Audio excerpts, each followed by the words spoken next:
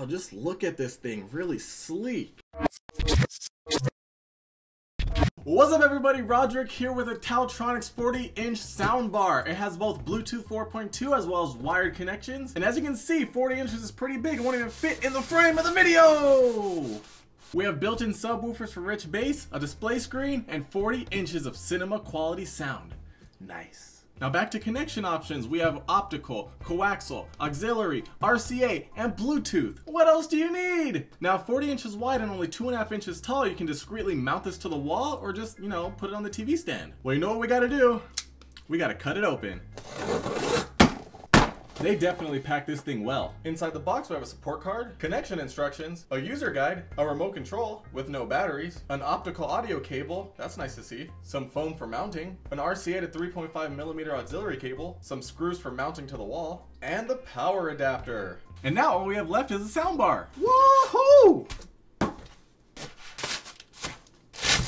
Now first impressions of this thing, it's a lot lighter than I expected, but it does feel nice and high quality. You can definitely feel that craftsmanship. Wow, just look at this thing, really sleek. I'm loving it. Now right here on the front we have the display screen, the power button which doubles as a source button, the mute button, and the volume controls. Over on the back we have the optical port, the coaxial input, the auxiliary and RCA port, as well as the DC power input. Both on the right and the left sides we have the mounting area, and on the right and left sides we have the grip so it won't move on a table. Up top we have some light branding, and just look at this design. Nice matte grille with a nice glossy back. Looks nice. And it feels nice too. Now that we got this all unboxed, I'm gonna set it up and I'm gonna compare it to my TV audio and my surround sound audio.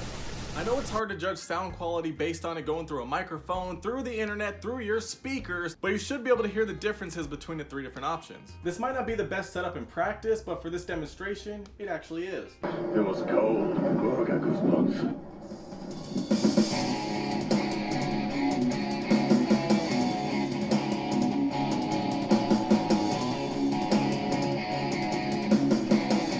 It was cold.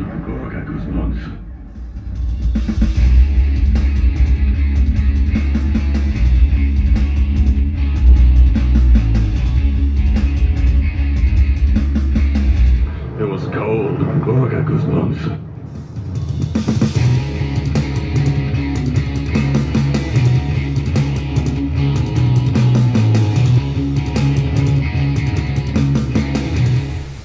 Guys, we are back in the studio, done with all the tests. Now I'm gonna let you guys know if you guys should purchase this soundbar right now. So quick thing, which I think goes without saying, this compared to a full surround sound setup has no chance. I mean, think about it. Multiple speakers, a separate big huge subwoofer compared to everything just crammed into this little package.